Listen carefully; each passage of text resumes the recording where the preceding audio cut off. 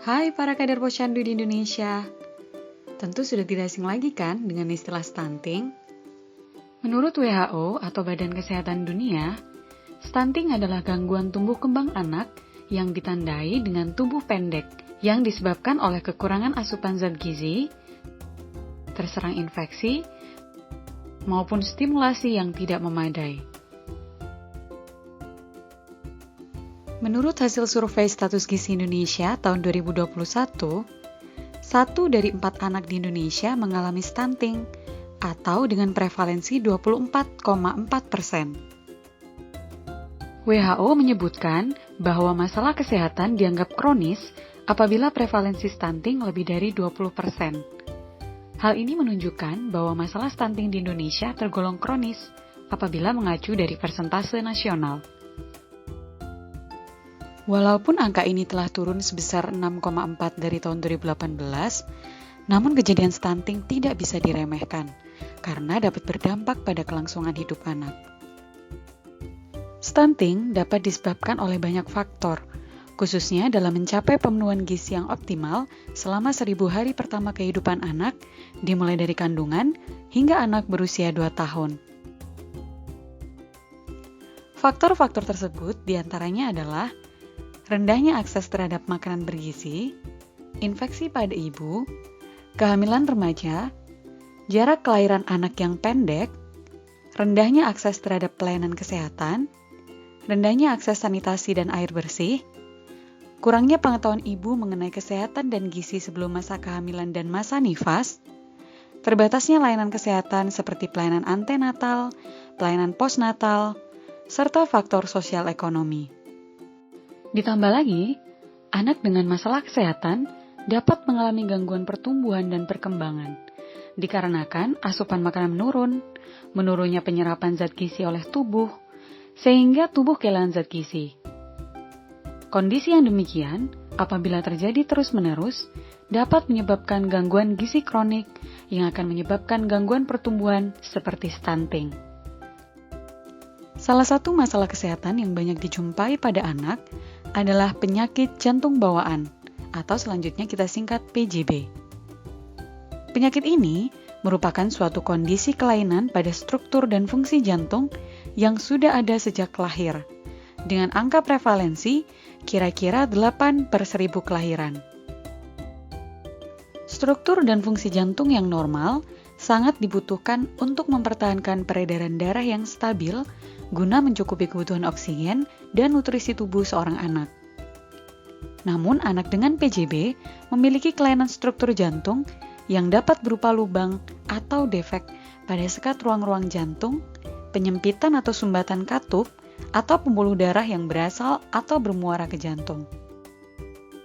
Ada beberapa jenis penyakit jantung yang dialami anak sejak lahir, namun yang paling umum terjadi adalah ASD atau atrial septal defect, yaitu kebocoran darah antara kedua bilik jantung yang disebabkan adanya lubang pada sekat bilik jantung, dan VSD atau ventricular septal defect, yaitu kebocoran darah antara kedua serambi jantung karena adanya lubang pada sekat serambi jantung.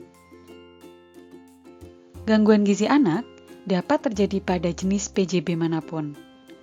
Hal ini dapat terjadi karena penyakit jantungnya sendiri atau dapat pula terjadi karena asupan gizi yang memang kurang dalam jangka waktu yang lama. Apabila ini dibiarkan terjadi terus-menerus, maka stunting tidak bisa dihindari. Pasalnya, anak dengan PJB mengalami peningkatan kebutuhan energi karena jantung bekerja lebih berat untuk memenuhi kebutuhan organ-organ tubuh. Namun sayangnya, anak dengan PJB seringkali mengalami kesulitan makan. Keadaan gagal jantung, kurang darah atau anemia, dan kekurangan oksigen yang berkepanjangan menyebabkan nafsu makan menurun dan proses pengelolaan zat gizi tidak efisien. Keadaan gangguan gizi ini dapat meningkatkan resiko terjadinya stunting atau memperburuk kondisi stunting yang sudah dialami anak. Selain itu, faktor lain yang menyebabkan gangguan gizi pada anak dengan PJB adalah ketidakcukupan kandungan gizi dalam makanan sehari-hari, kurangnya suplementasi makanan, adanya gangguan penyerapan sari makanan oleh usus, serta infeksi saluran pernafasan yang berulang. Gangguan gizi yang terjadi pada anak dengan PJB dapat berhubungan dengan meningkatnya angka kesakitan dan kematian, apalagi jika anak memang sudah mengalami stunting. Hal ini dapat dilihat dari seringnya masuk rumah sakit, hasil operasi yang tidak bagus, gangguan pertumbuhan yang menetap, keterlambatan perkembangan mental, serta prestasi di sekolah yang buruk dan kapasitas kecerdasan yang kurang. Oleh karenanya, perbaikan gizi ini penting dilakukan agar dapat mencegah atau menurunkan angka kesakitan dan kematian, mendukung tumbuh kembang yang optimal untuk mencegah stunting, dan memberikan angka keberhasilan operasi koreksi jantung dengan hasil yang lebih baik. Lalu, bagaimana memberikan nutrisi yang tepat pada anak stunting dengan PJB? Pada kondisi jantung bocor, di mana berarti beban jantung itu harus dikurangi. Artinya bahwa makanan yang masuk apapun itu padat dan cair memang harus dihitung secara benar. Karena kalau terlalu berat, bebannya jantungnya terlalu berat, memang akan memperburuk kondisinya. Oleh karena itu memerlukan suatu nutrisi di mana pada anak adalah dengan yang padat kalori dengan jumlah cairan yang minimal. Sumber nutrisi lain yang dapat diberikan antara lain makanan dan camilan tinggi kalori. Tambahan kalori dapat diberikan dengan menambahkan mentega ke nasi, roti, kentang, dan sayuran yang dimasak. Bisa juga dengan menambahkan mayones ke salad atau mengoleskan selai ke jelly atau madu di roti panggang. Selain itu, tambahan protein dapat juga diberikan dengan mengoleskan selai kacang ke biskuit, roti, dan buah seperti apel dan pisang. Ibu juga bisa menyampurkan susu ke sup, puding, atau sereal, serta menambahkan keju ke sayuran dan telur ke berbagai hidangan. Selain itu, hindari makanan rendah nutrisi seperti minuman ringan bergula, junk food, dan makanan cepat saji. Lalu, bagaimana cara mendeteksi PJB pada anak? Untuk mengetahui bagaimana suatu anak memang dengan kelainan suatu jantung bocor, memang kita memerlukan suatu tool tambahan. Tool tambahannya apa? Kita bisa menggunakan namanya USG jantung atau dengan bahasa medisnya adalah ekokardiografi. Gitu ya. Dengan ekokardiografi kita bisa menentukan ya anak ini dengan jantung bocor yang seperti apa. Gitu ya. Jantung bocor ada dua, biru dan tidak biru. Yang biru itu memang yang memerlukan terapi segera. Gitu ya. Kalau yang tidak biru, dia tidak memerlukan terapi segera. Berarti itu memang harganya cukup mahal ya. Memang kita bisa akses dengan membayar atau kita bisa menggunakan asuransi yang di Indonesia bisa dikenal dengan BPJS seperti itu.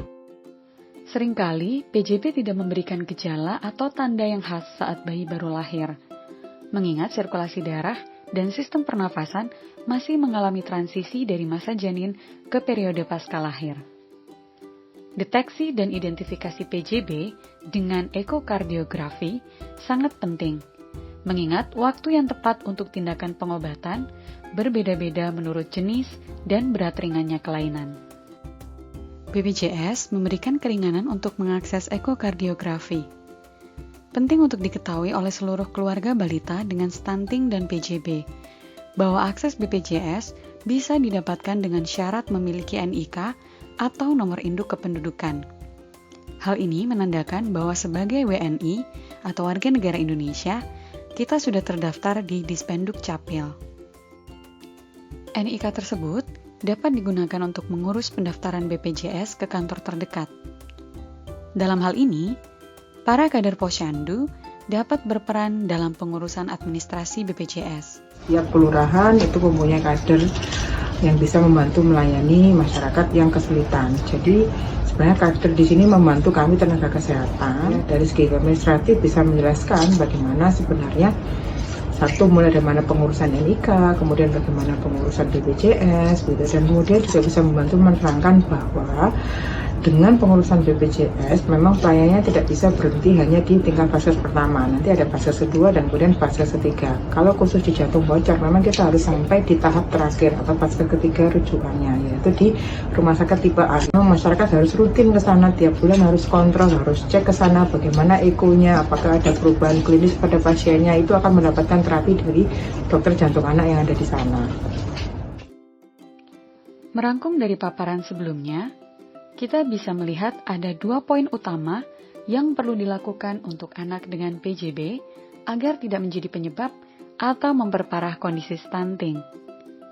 Hal tersebut yaitu optimalisasi pemberian makanan bergizi yang lebih agresif dan deteksi PJB untuk menentukan tindakan koreksi atau operasi jantung.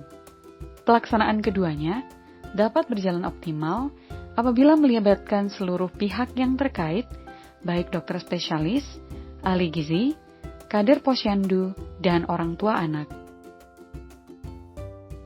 Nah, oleh karena itu, disinilah para kader mengambil peran penting.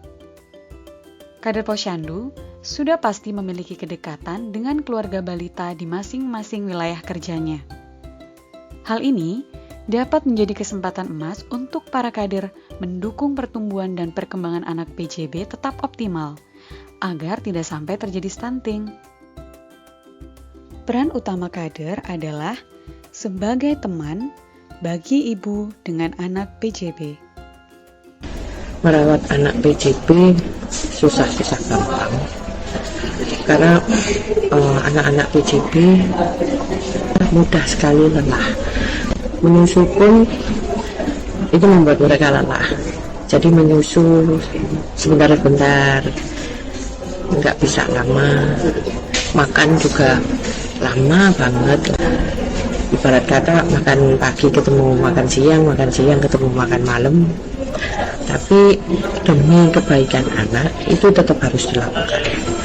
Kalau kendalanya ya menjaga emosinya dia agar dia tidak gampang rewel sedikit aja dia akan pasti membiru bibirnya, tersengal-sengal, dan itu harus segera dibawa ke rumah sakit atau diberikan oksigen. Bagi kader posyandu pendamping PJB, sebaiknya si ibu dikuatkan karena ibulah yang merawat anak, dan itu sangat melelahkan dan itu membuat stres dan frustasi. Jadi kalau ibunya secara mental tidak kuat, itu akan berpengaruh ke anaknya. Selain menguatkan ibu, para kader posyandu juga dapat senantiasa mengingatkan untuk rutin kontrol ke dokter, rutin minum obat, mengatur pola makan anak sehingga tetap dapat terpenuhi kebutuhan gizinya, dan mengingatkan ibu untuk tetap menimbang berat badan dan mengukur tinggi badan anak di posyandu.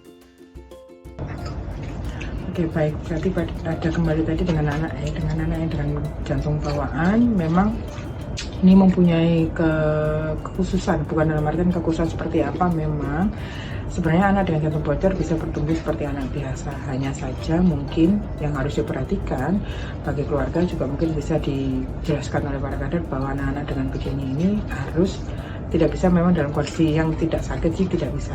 Jadi memang kalau sekitarnya ada yang sakit, misalnya dengan batuk pilek atau lagi tidak enak badan, mungkin bisa diminimalkan. Kader juga bisa saling membagikan cerita satu sama lain untuk menambah ilmu dan wawasan tentang kondisi anak stunting dengan penyakit penyerta. Hal ini dapat menambah kemampuan mereka untuk melakukan pendampingan bagi keluarga dengan anak stunting dan PJB.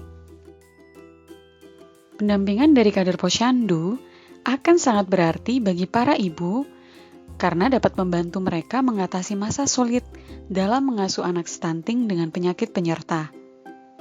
Dengan demikian, kader posyandu turut berperan dalam mendukung penurunan angka stunting di Indonesia. Jadi, sudah siapkah para kader posyandu beraksi? Kader posyandu tangguh, ibu balita mampu, balita bertumbuh bebas stunting.